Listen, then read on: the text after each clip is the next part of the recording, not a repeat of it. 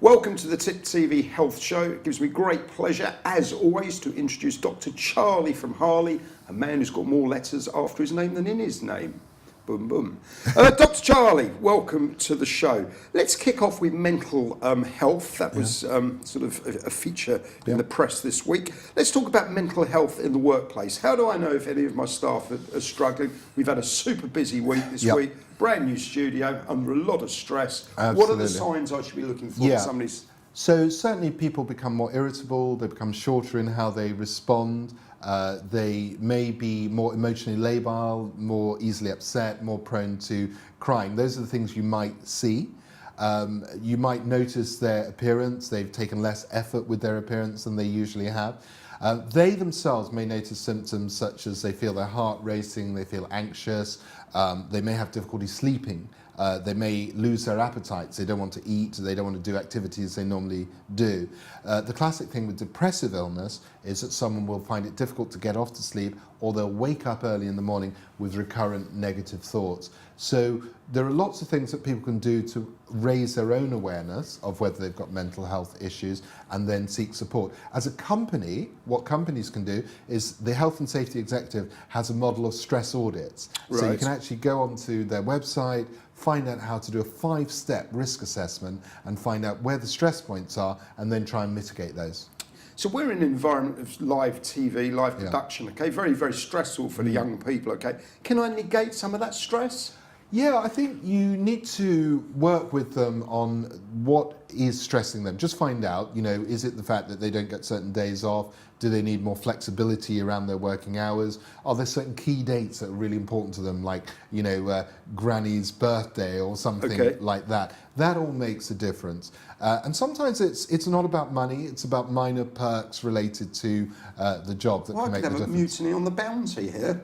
Well, hopefully not, Moose. Hopefully I'm the best employer of all times. But... Well, you know, that's the thing. If you want to go for investors and people, there are various models to look at how to make sure that you are a good employer. And if we look at the city, there are some wonderful examples. So Deloitte, for example, they now have mental health champions in the workplace, which I think they do, and I think it's a wonderful initiative. Started, I believe, by a partner who suffered depressive illness, went to the firm and said, look, what are we doing? And they said, nothing. He said, that's outrageous. And he introduced that concept. Ernst & Young are doing some really good stuff on mental health in the workplace. So there are companies doing this.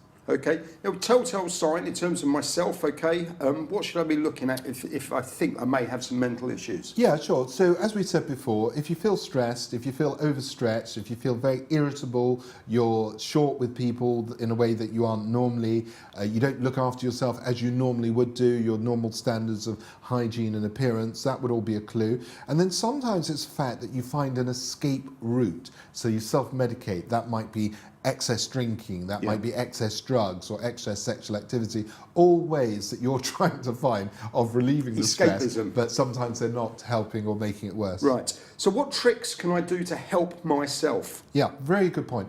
One of the key things about physical, mental and social health is that you keep fit. So exercise is really beneficial. So 2 or 3 runs a week, walking when you can, getting off a stop earlier, all of that. Healthy eating, healthy nutrition helps.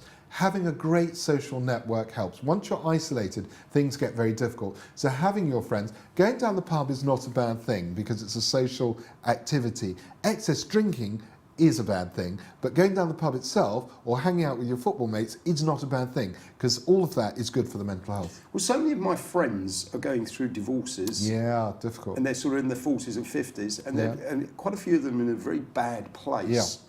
And that's mentally, and they're blocking it out with excessive whatever. Absolutely. What advice would you give to them? Well, I think there's 2 issues there. Sometimes it's a bad place mentally, and sometimes, well, to be honest, it's a bad place financially as well, because someone's asking for a lot more money than they've actually got. So they're now, and their sense of self-worth has declined. The most important thing is that they know who they can go to for support. At any one time in our lives, we only have 4 or 5 real friends. They need to know who those people are, and can they just say, I'm vulnerable right now, do you mind talking to me and will I not wear you out? So going to your friends is very important. Also seeking resources. So there's Samaritans, there's charities like Sane, Mind, Mental Health Foundation, Calm, which tries to prevent young people committing suicide. So there are a lot of resources out there that people can tap into. Sometimes they need to be pointed to them, and sometimes they're wise enough to find them themselves. Right. So in terms of I must seek help, is that the key thing? Yeah, I've always said that real stress is a 999 call. It's not something you wait 6 months to deal with. If there's a fire in this studio, we expect the fire brigade to come, sort it out, whatever. Stress will burn away inside at that person until sometimes they become a shell of their former self. So the earlier the intervention, the better. The problem we have is that we have a National Health Service that has always underfunded mental health services. When you get to the point that David Cameron is saying he's going to put £1 billion of investment in mental health service, it's a bit of a clue that it's £1 billion Does that mean that we're $1 billion? Are we short, or does it mean it's a growing problem? Because everyone's under too much stress. It's a really good point. I think there's two issues. I think it is a growing problem both in awareness and in reality of modern life. Plus, it's always been underfunded. So people can refer themselves to primary mental health resources. They can do self-referrals if they're available in their area. They can try to do it via their GP, but that may be challenging in terms of getting the initial appointment, and then the GP may have a long waiting list for therapists. They can also go online and find therapists that they could pay for themselves. And I always think that's a great investment. If you pay, say, 600 quid for a minimum of 6 sessions, that for you is a fantastic investment. Just think what other things you could stop doing to pay that 600 quid and do that. So there's a website, the British Association of Counselling Psychotherapists. It's a beautiful website. You just go in, you put in your postcode, and accredited therapists in your area will appear, and you can find the right one for you. Luckily, there's also a charity in the Maida Vale area called Fresh Start Psychotherapy, and what they will do is they will give you the best of their second year students who are supervised, and you pay what you can afford. So it could be a £5 or a £10. Right. Well, that sounds a top tip. Thank you. And finally, on that subject, okay, it's for me, you see people's behaviour, their characters and everything. Is there anything that's sort of leading you down that path of becoming ill through mental illness? It's a very good question. Drugs, alcohol, whatever it is. Very good question.